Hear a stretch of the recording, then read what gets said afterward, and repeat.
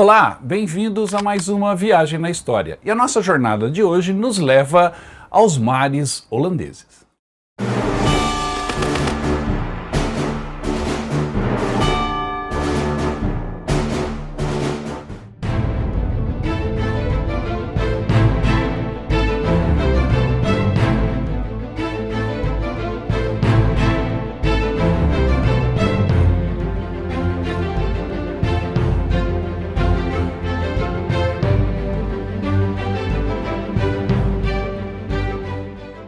E vocês já sabem, quando eu falo de Holanda, eu estou falando do Han, o meu cunhado holandês, que hoje vai trazer uma visita muito especial e a história da marinha holandesa. Não é isso, Han? Bem-vindo mais uma vez. Hoje estamos em um evento especial, Open Havendag, os dias do Porto Aberto. Rotterdam é ainda o porto maior da Europa e todo ano tem um evento especial aqui, que mostra todos os barcos, ou muitos barcos, e por exemplo também barcos do Exército Naval. E hoje vamos ter a oportunidade de visitar e entrar a um dos barcos do Exército Naval. Bom, antes que o Han conte para a gente a história da marinha holandesa e mostre este evento que ele visitou lá em Roterdã, eu gostaria de lembrar vocês que temos o sorteio de vários brindes aqui no canal. Vários livros e também o chocolate do paraquedista alemão, além da camisa do Viagem na História. No final do programa eu vou explicar como concorrer a estes brindes e vou apresentar um por um para vocês para aguçar a vontade. Mas enquanto isso, já vá dando o like nesse programa, se inscrevendo no canal se não está inscrito, isso é muito importante, e também deixando o seu comentário ao final. A Holanda é um dos menores países da Europa, mas é um país que parte do seu território, inclusive, está abaixo da linha do mar. Obviamente, por questões geográficas, a Holanda se predestinou a ser um país de navegantes e teve uma marinha poderosa durante um bom tempo. Símbolo da exploração com naus à vela e das descobertas, esta foi a revolucionária República Holandesa do século XVII. Após declarar sua independência do poderoso Império Espanhol, a Holanda abraçou não só sua vocação, mas também as ideias iluministas que varriam o continente europeu. Se transformou numa sociedade racional, ordenada e criativa. E com os portos e navios espanhóis proibidos da navegação holandesa, por conta de sua independência, a sobrevivência dessa minúscula república dependia de sua capacidade para construir, tripular e acionar uma grande frota de navios comerciais e navios de combate. Surgiu então a Companhia das Índias Orientais, um empreendimento conjunto entre o governo holandês e a iniciativa privada, que enviou navios para os cantos mais afastados do mundo, adquirindo mercadorias raras e revendendo-as com lucro pela Europa toda. Ao mesmo tempo, teve início a saga marítima portuguesa com os descobrimentos, e isso abriu ainda mais as portas para os navegantes holandeses. Depois de dominarem os mares, os lusos criaram um império tão vasto que sua pequena população, na época do século XVI para XVII, avaliada em mais ou menos 1 milhão de pessoas, não deu conta de segurar este império, abrindo espaço para outras nações. Obviamente, a Holanda e seu povo marítimo, por excelência, não perderam tempo. De uma hora para outra, os holandeses estavam presentes em todo o planeta.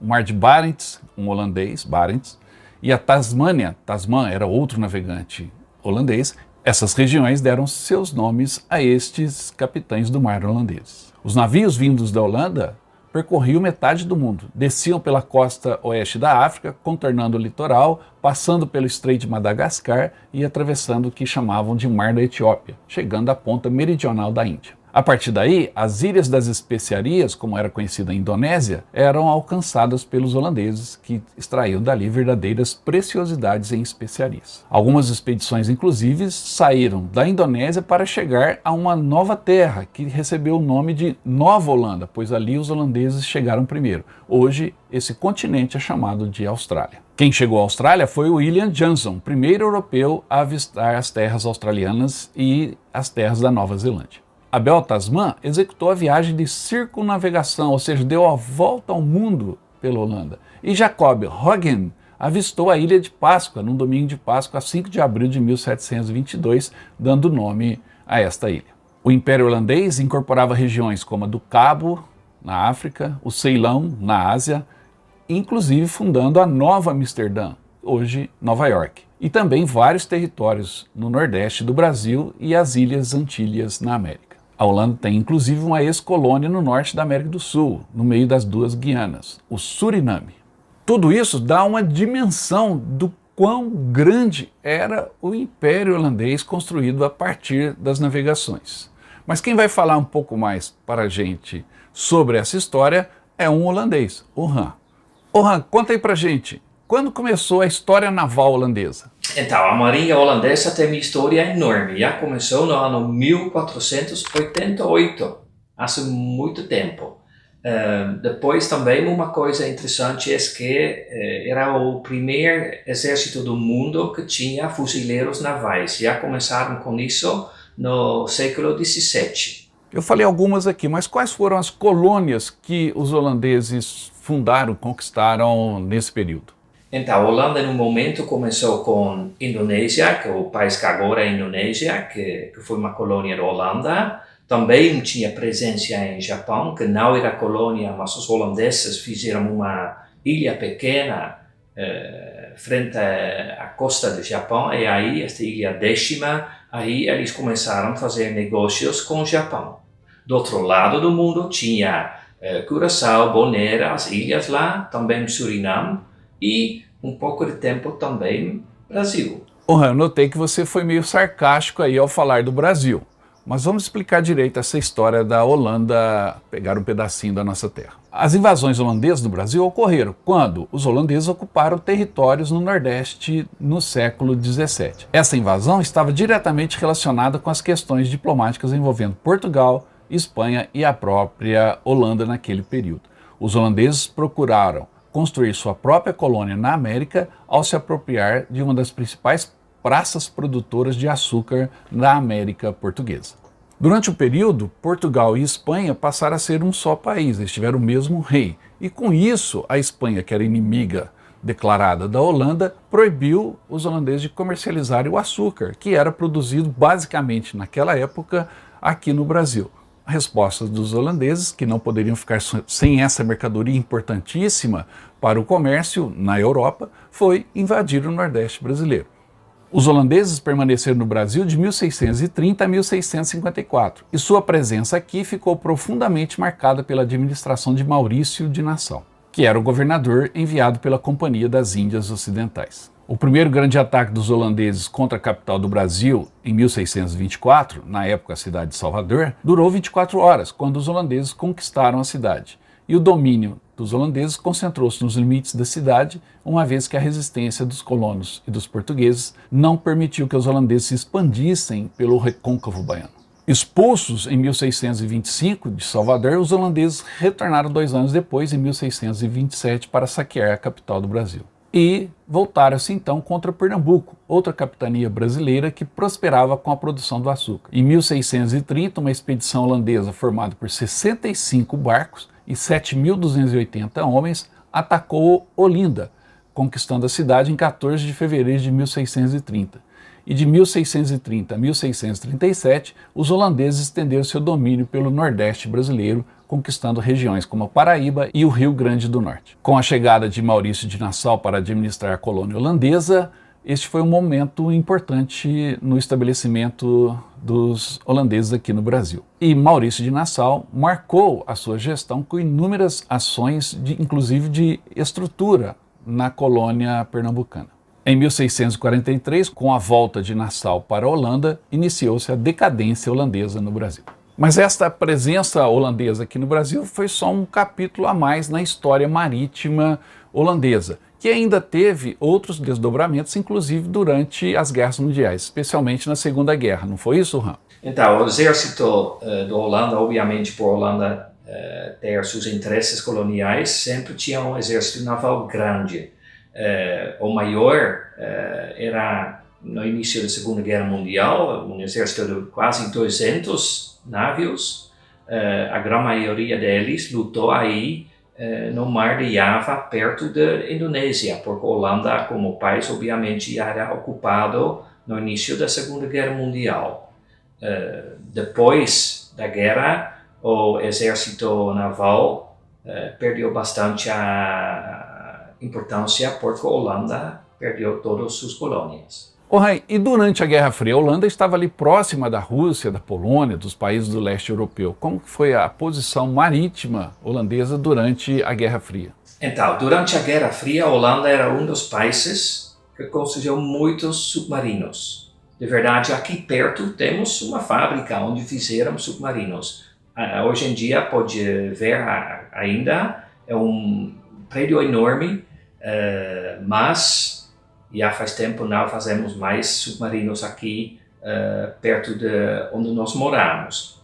Uma coisa que sim fica é um pequeno monumento para uma fábrica de barcos, onde fizeram barcos na época da Segunda Guerra Mundial para a Operação Leão Marinho, que já falamos aqui no canal deste esforço dos nazistas para tentar ocupar Grã-Bretanha. E hoje em dia, a Marinha Holandesa herdou uma tradição muito grande dessa história toda que a gente contou aqui.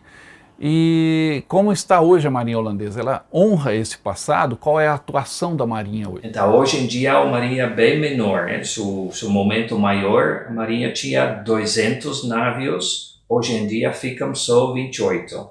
E seu rol mais importante agora é participar conectado à OTAN para, basicamente, proteger os países da Europa e Estados Unidos.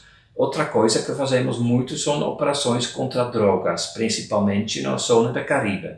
E o barco que visitamos também tem um papel importante justo nesta atividade. E você esteve recentemente em um evento muito bacana da Marinha Holandesa, aí, né? O Portas Abertas. E como foi essa visita? Mostra um pouquinho aí pra gente. Então, hoje vamos visitar o AMS Friesland, então o barco Friesland, que é um dos barcos do Exército Naval da Holanda, um exército naval que tem uma reputação e muito tempo foi importante, especialmente no século XVI, XVII, quando os holandeses fizeram seu colonialismo. Hoje em dia ainda o Exército Naval da Holanda é importante e hoje em Rotterdam temos uma mostra de vários barcos e vamos visitar então um deles.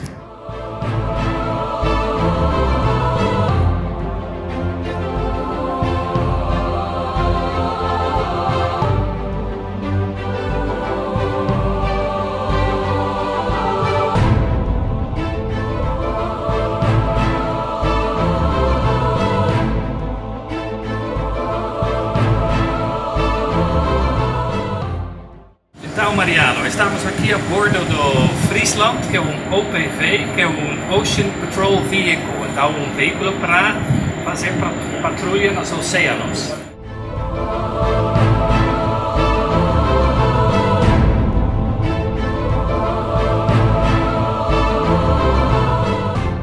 Gente, estamos aqui então em um dos 4 OPVs, Ocean Patrol Vehicles, do Exército Naval da Holanda.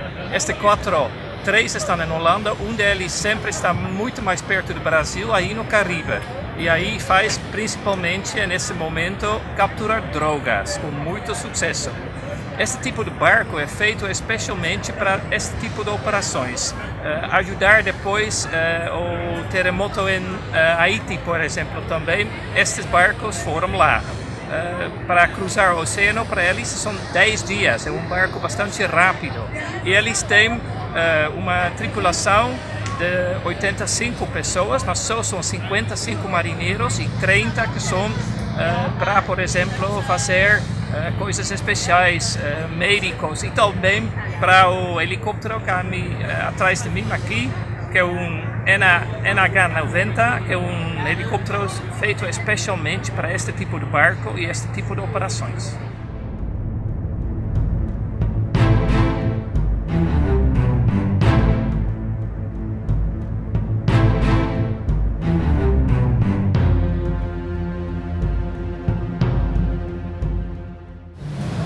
O NH é um helicóptero que tem uma tripulação normalmente de 4 pessoas. 2 são pilotos, aí tem um mais que está com todos os sensores e todos os aparatos para buscar o que está acontecendo. E aí tem um francotirador. O francotirador tem como especialismo tirar barcos, os motores de barcos pequenos que estão com contrabanda, armas ou drogas, aí principalmente na zona do Caribe, onde o exército holandês está muito presente. Então, eles têm um especialismo de tirar desde 200 metros a um alvo pequeno, um motor de um speedboat. A pessoa que está aqui hoje falou que ele de 16 tiros e 15 chegaram ao motor. E na última vez que ele fez um prático. Então, eles são francotiradores de alta qualidade e estão trabalhando desde um helicóptero movendo no ar. Impressionante.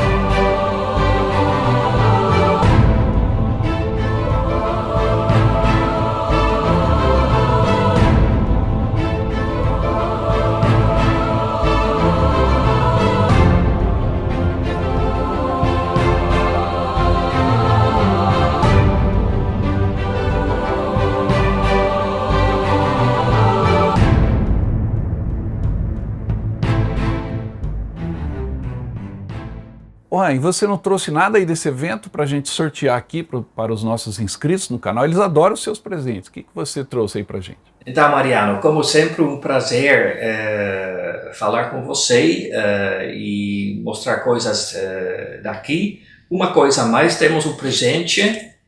Aqui temos um livro, uma revista que mostra muito bem todo o exército naval da Holanda. É bem interessante, obviamente em holandês, mas as fotos são top. Então, isso vai ser um presente para o próximo sorteio. Muito bom, Han. Obrigado por lembrar aqui do inscrito no canal Viagem na História. E com certeza esse presente, esse livro da Marinha Holandesa vai ser muito disputado pelos nossos inscritos, que irão participar do sorteio, óbvio. Muito obrigado e até a próxima. Então, até Mariano. Voltamos com mais novidades em breve. Bom, como o Han vai mandar mais um presente, a gente tem que sortear os outros, né? Não se esqueça, se você deixar agora o like nesse programa, se inscrever no canal e deixar um comentário dizendo o que achou aí da Marinha Holandesa e também dizer quero participar do sorteio, você estará participando do sorteio desse belíssimo livro do British Commandos, ou seja, os comandos britânicos, que é a Hobbycraft, que não é só a melhor loja brasileira de plastimodelismo, mas também tem muita literatura militar. A Hobbycraft, o Flávio nos enviou esse livro para sortear, ele pode ser seu, juntamente com o livro da Eleanor Stange Ferreira, que é o livro Também Quero Falar. E quem fala nesse livro é uma família de alemães que viveram a Segunda Guerra Mundial durante todo o período, e isso é narrado nesse belo livro da Eleanor Stange. Você pode ganhá-lo também. Outro que tem uma belíssima narrativa é o meu amigo Nestor, o Nestor Magalhães, que é um militar brasileiro que hoje visita memoriais, museus, campos de batalha e mergulha em naufrágios de guerra, e ele escreveu esse livro de Guadalcanal a Creta sobre essas experiências nestes campos de batalha. Esse livro também pode ser seu, junto com o Coca-Cola, o chocolate do paraquedista alemão, que é uma latinha com 16 tabletes de chocolate com alto teor de cafeína, e esse chocolate mantinha as tropas alemãs, os paraquedistas, alertas durante os combates. Esse chocolate continua a ser produzido até hoje e o Han nos enviou lá da Alemanha para a gente poder fazer o sorteio aqui no canal. E também uma camisa do Viagem na História. Todos esses brindes podem ser de uma só pessoa, desde que ela esteja, como eu disse, inscrito no canal, deixar o comentário dizendo que quer participar do sorteio e também curtir esse programa. Não se esqueça também de visitar nossa página no Instagram. O link está aí no texto dessa postagem, tá bom? É muito importante que você curta lá. As postagens no Instagram são bem diferentes das postagens aqui no canal. Temos também a nossa página no Facebook, o Sacred Ground, que tem muitos textos, muitas histórias legais sobre história militar. E é muito importante que você também compartilhe o nosso canal com os amigos. Espalhe aí nos seus grupos de WhatsApp para que o Viagem na História possa ir cada vez mais longe. Era isso que a gente tinha por hoje. Muito obrigado pela sua atenção e até a próxima.